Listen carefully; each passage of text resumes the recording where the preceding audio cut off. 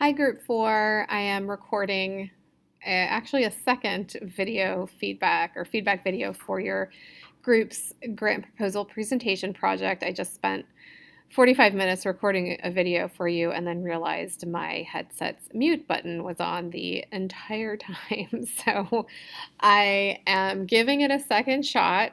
I hope I will be able to recall everything that I mentioned the first time around. But I have now gotten rid of the headsets and I'm just speaking without it. So I hope the sound is okay. But anyways, I've got your group's presentation draft pulled up, and I also have the CFP that your group chose, which is from HUD and for the Veterans Housing Rehabilitation and Modification Pilot Program. And your Group 4 and Group 1 is the other group that has chosen this same grant. So I gave their feedback video first and you guys are last. So I'm now quite familiar with adaptive housing, and I'm familiar with this grant is what I'm saying. So I think that so what I'm going to do is I'm going to go through your presentation, and I'm going to give you some notes. My major notes for you include reorganization. There's quite a few slides that are redundant and therefore aren't necessary, and there's a lot of slides that have like very minimal wording on them, so there's some slides that could possibly be joined together. So it's a lot of organization, and then also some specificity when it comes to talking about the introduction and the project proposal itself. I do have some client questions and also about things like budget. So just as a reminder about your CFP, you have an award floor of $700,000, which is the minimum that you can receive if you are accepted for this grant proposal, if you were to submit this, and an award ceiling of $1 million. So you could receive anywhere between $700,000 and $1 million. And I don't believe there is a timeline on this grant. It's just that you get this kind of one bulk amount, and then you're expected to kind of enact what this HUD project wants, which is to offer some it's a pilot program that is looking to nonprofit organizations to do rehabilitation on primary residences for disabled veterans to yield adaptive housing, or to make accessible housing for disabled veterans. And they can be low income or they don't have to be low income. So the CFP is specific about they can be low income, but they don't have to be. When I previously did the first video, I had already bumped up this part of because it was originally I think it was originally like that, where it was kind of in the image. So I just bumped it up. So I'll just redo that for you. So that was my only recommendation for your title page. And then I do have questions about the Homes for Heroes, because you talk about the Homes for Heroes, but then a little bit later here you talk about the Warriors Way Forward, which I could not find this, so I don't know if it's hypothetical or not. But in the Homes for Heroes, I did find, and I think this is the one that you were talking about. So I'll talk about that in a second. Your table of contents, I think, is good. My only recommendations for change here, I think it's good you start off with the introduction. From there, I might go with problem and just get rid of or need, and I'll explain why when I actually get there. And then go into proposal plan, or proposal project plan, or just proposal plan. Then go into budget, and I would do budget personnel, because that's what I'm going to recommend that you put first, and then budget for supplies, materials, and equipment. And you may even want to actually split that into budget available resources and then budget resources needed, and then not necessarily having them to put personnel and supplies, materials, and equipment, and then expected results and benefits. I think that's fine. So here is where you want your introduction. And you want to stay away from language like, why are we proposing this grant? Because you're not proposing a grant. You're writing a grant proposal, but you're not proposing a grant is what I'm saying. So I might just call this slide introduction, and this is one of the several slides that has too little text on it. What you want this to include is an introduction to start out with the issue itself. So the issue is that, which you're kind of getting to in this little bit of text here, but the main issue is that disabled veterans are struggling to secure financial assistance to rehabilitate their primary residences into adaptive/accessible housing, right? So that's the main issue. You then want to provide, just like with any other introduction, a little bit of evidence that supports that, right? That you're not just blowing hot air, that you're actually saying something that's grounded in something of substance. And then you want to bring in your client right away. So there are a few clients, so I'm going to talk about the client real quick and then go back to the introduction. But the Homes for Heroes, my one concern about them is that they are primarily a real estate and mortgage companies that focus on not just veterans, but also first responders and they talk about active reserves and veterans, and then emergency service personnel. So, but they don't, at least there's nowhere I can see that they focus on adaptive housing.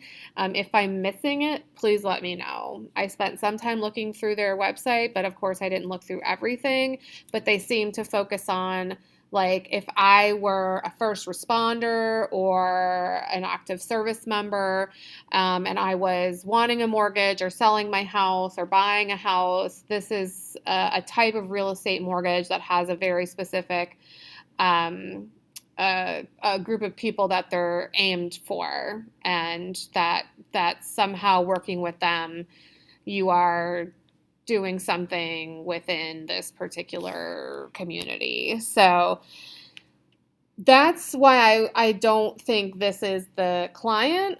And I'm not necessarily sure you even posit them as the client, because then you bring up that wounded, I can't remember their name now. I can never remember their name. I couldn't remember their name in the first video I recorded for you. Warriors Way Forward. I couldn't find them. If you find them and want to send them to me, please do. I apologize if I can't find them.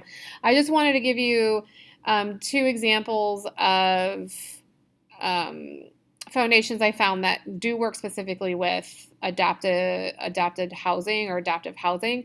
One is the Gary Sinise Foundation, not just because he portrayed Lieutenant Dan in Forrest Gump, but apparently, according to part of the mission statement and about this foundation, is that it is, or he took a great interest in post 9/11, like after 9/11 happened, he took a real interest in not just veterans, but also first responders, emergency services people, that kind of group of individuals. And this particular program, the RISE program, the Restoring Independence, Supporting Empowerment, this has to do specifically with building adapted smart homes for severely wounded heroes. They also provide home modifications, mobility devices, and adapted vehicles to the injured, wounded, ill, and or aging heroes. So this is very specific, that a very specific foundation program that is very aligned with the CFP. The other one is the Helping a Hero, which is, and they have just another program, the Wounded Hero program, which is another program that is focused on building those adaptive homes for disabled veterans. So, and they're a 501c3, so they're a nonprofit. And they say specifically, we're dedicated to building adapted homes for our heroes who are missing limbs, they're paraplegics, quadriplegics, severe burn victims, suffer from TBI, etc. And then they give a little bit about what they've done. We've awarded 100 homes in 22 states, right? So they're nationwide rather than just statewide. And so there's, so those are just two examples of like potential what potential clients might actually look like.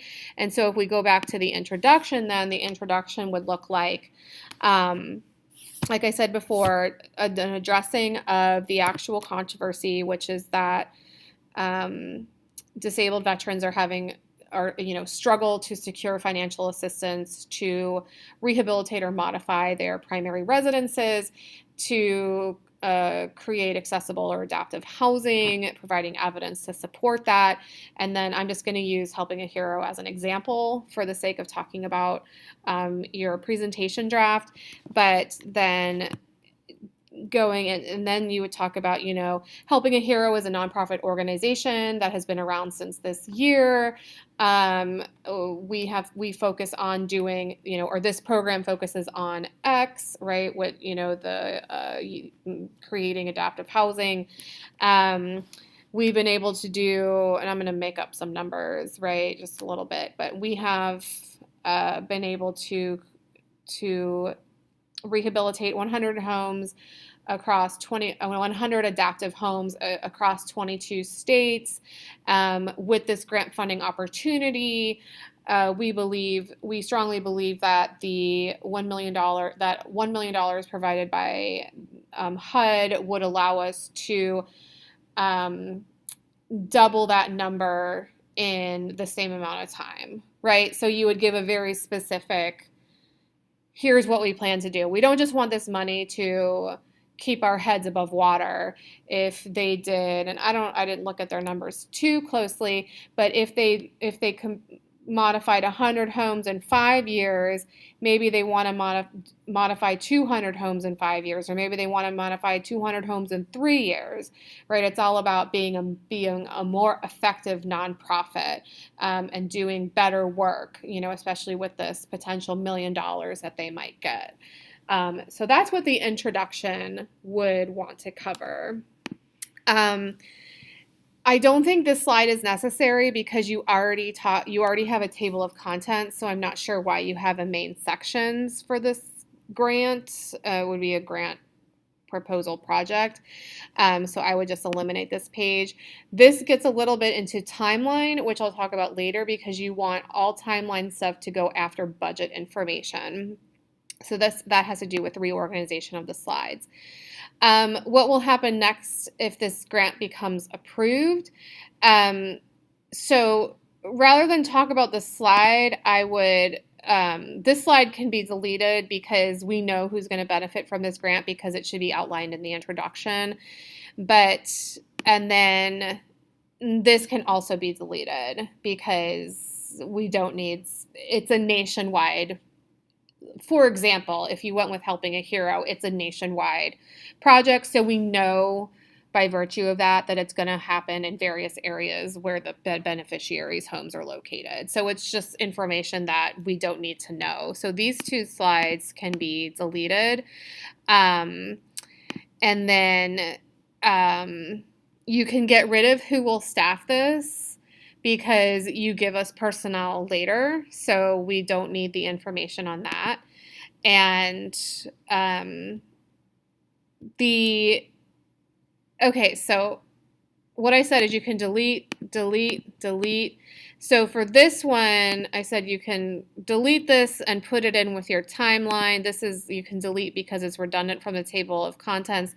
So in theory, in best practices, you would want an introduction. Sorry, this moving background is distracting me. You would want the introduction, how I already talked about, and then after that, you would want either, or not probably either, I would probably give a little bit more information about what the landscape looks like for disabled veterans and adaptive housing. So, meaning bringing in more evidence to provide more information about that.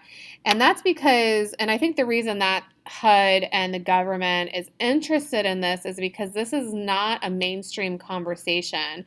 So it took years for the conversation of mental health in veterans to be a kind of commonplace topic of conversation within mainstream America, but this concept of adaptive housing is not.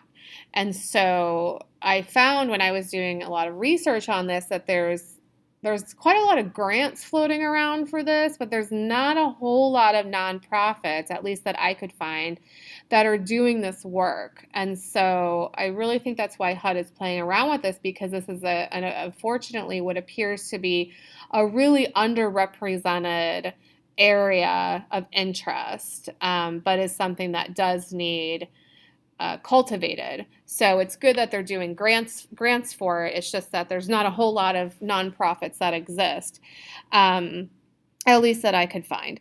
So after the introduction, right, going into a little bit of information about what the actual landscape looks like for disabled veterans. And when we're talking about disabled veterans in this capacity, you do need to be specific about the visible physical disability versus the invisible disability, because there is a distinction. So you do have to define disabled. Like when we're talking about disabled, what do we mean in this case? You're not talking about PTSD, right? And for example, Helping a Hero, very specific that it's about physical, visible disabilities. It's not about the invisible disabilities. So you do need to be specific about that. So you don't just want to bring in stats that are about quote unquote disabled veterans. You then have to break that out and say, well, how many of those are physically slash, visible and invisible, or just visible, or, however it is. You do have to identify that as a difference. But what does that territory look like, or what does that landscape look like? And then more information about the particular client, right? And here's how we have worked to mitigate or ameliorate this particular cultural issue. And then after that, I would go into project plan. Here's what we're going to do. Right, this is what we've done in the past with this grant funding. This is now what we're going to do. Itemize, specificity, specificity, specificity. So wanting to be very specific about those things. So that's why that's where, and I would include the where you talk about the project plan. This is what, we don't need benefit to the client because we know what the benefit to the client is.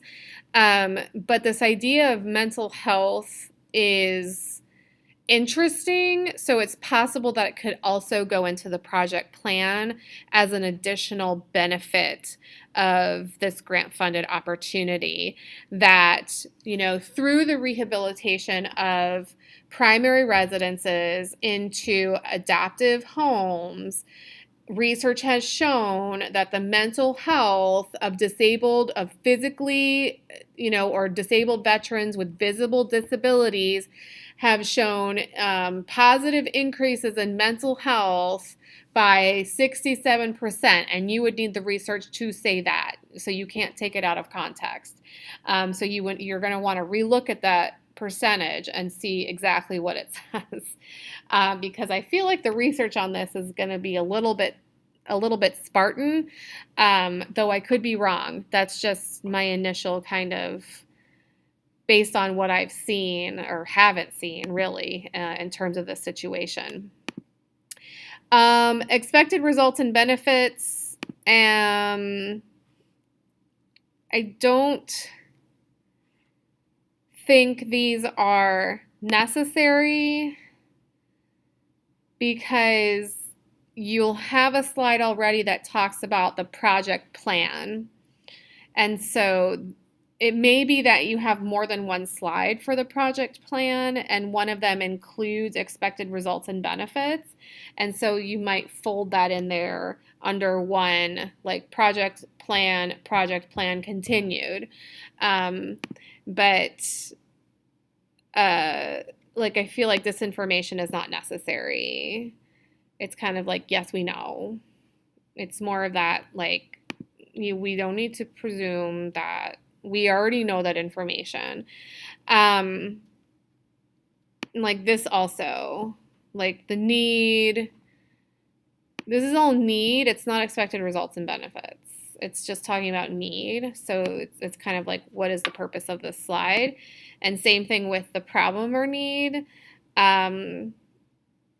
I don't know why this is here. This slide confuses me a lot because it's in a weird place organizationally, and I'm confused about the home for heroes. I understand the partner, but then you have the clients, the warriors way forward, and then you identify need again, identify goals and objectives again, and then you have a research question. So research questions typically go directly after the introduction. But that's usually if you have more than one research question. So I would just eliminate any research questions that you have, unless you have like at least 4 or 5.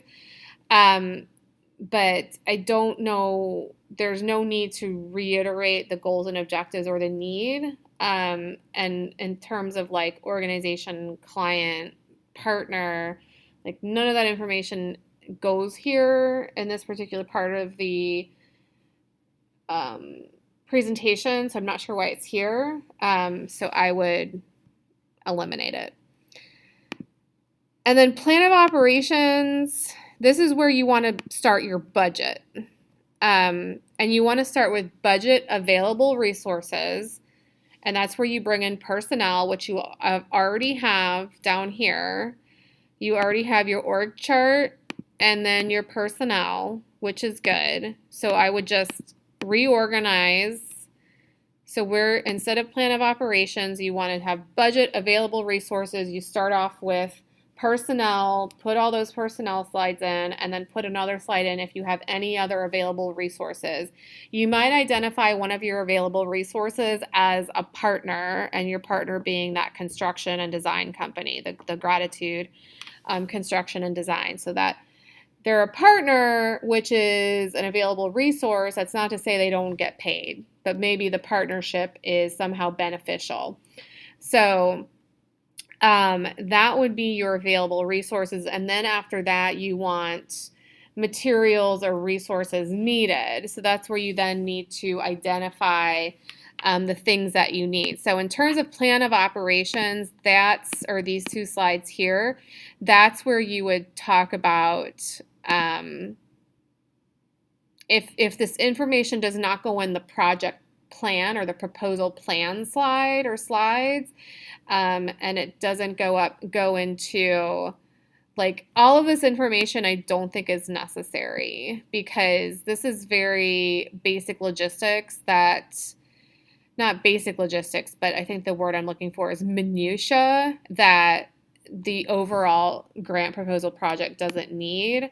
And in terms of this has more specific information that you want to keep. So, but they all need price tags associated with them. And so under needed resources, right? So maybe your partnership with Gratitude Construction and Design is that for these particular types of homes, these adaptive homes, you only need to pay for 50%, 50, or maybe Gratitude comes in, they assess the house and say, okay, in order to rehabilitate it, this is going to be the total cost, and then you pay 50% of that. Like maybe that's some sort of deal that they have. And that's something, of course, you can make up. But and that being said, you do need to do research into how much it actually costs to rehabilitate a home or like what's the median cost to rehabilitate a home into an adaptive slash accessible home. So you do need some evidence that talks about the cost of that, because if you're talking about, because that's going to inform your direct goal or objective of the proposal plan. If you're like, okay, we did 100 homes in 5 years, but now we want to do 200 homes in 5 years, so we want to double our output.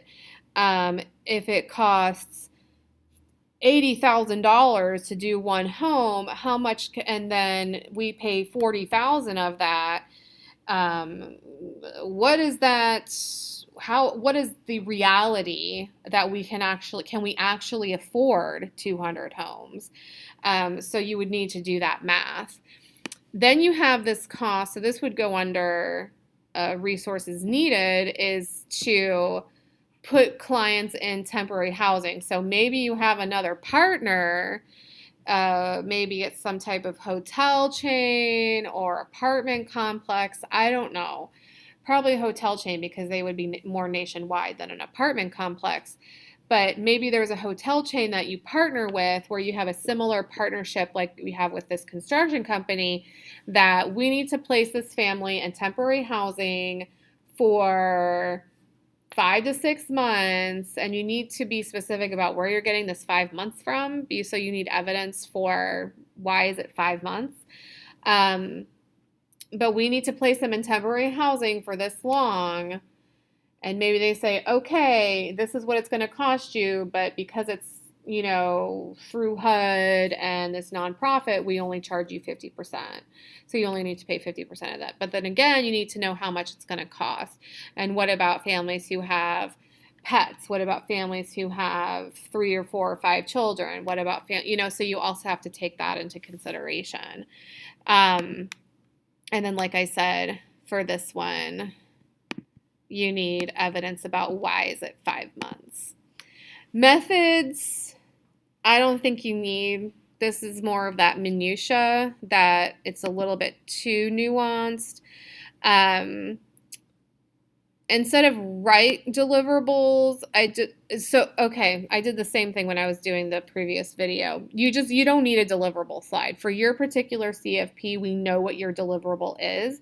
You can have a deliverable slide, but what your deliverable slide would just be a reiteration of your project plan. Because we know the deliverable is an adaptive house. Like, that's what it is.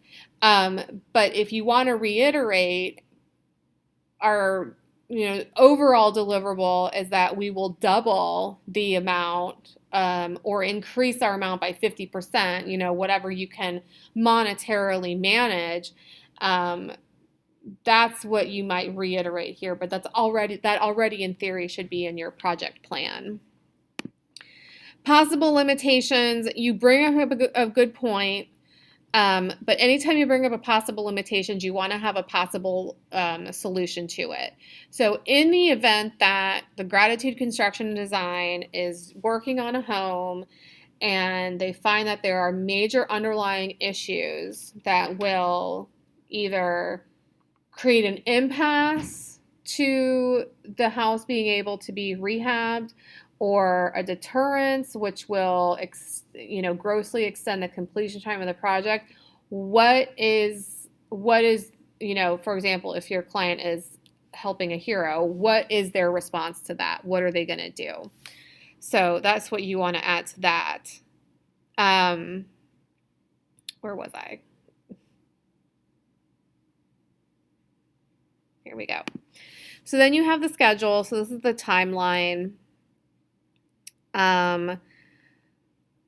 Which I think is good.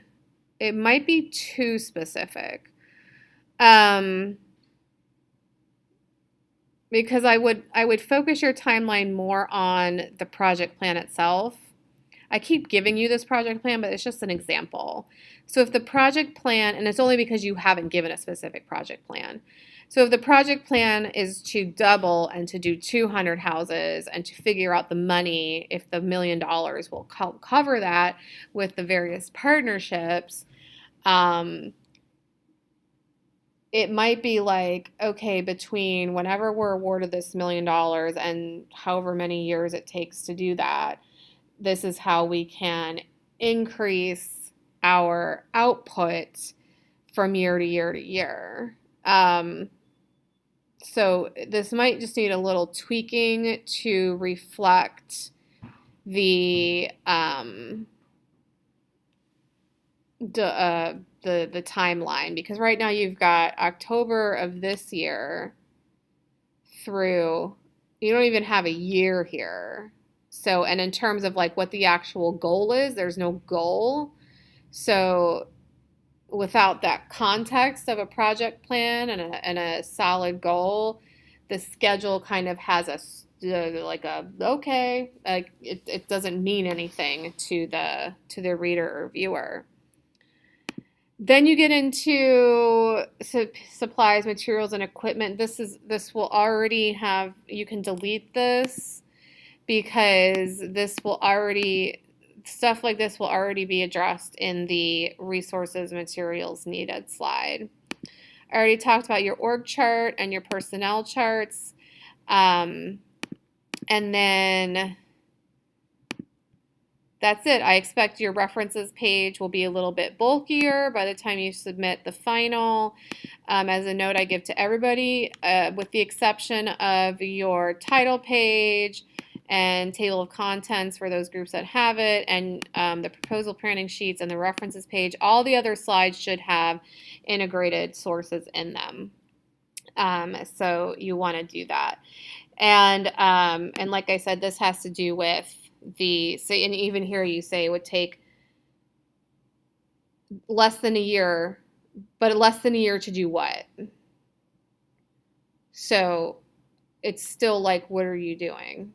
The proposal plan is not clear in terms of what exactly is the goal to spend this money from the government. Government would not give you money for something that big. So hopefully there was no muting in this video, because I've been making videos now for about 7 hours. I'm very tired, and that's my husband. But if you have any questions about any of the feedback I provided in this video, if you need clarification or want me to talk more about something I talked about a little bit, or something I didn't address at all, please don't hesitate to reach out. I'll also be checking in on the team's discussions in the discussion forums to see how everything is going there. But otherwise, I hope everything is going well, and I will talk to you guys soon. Okay, bye-bye.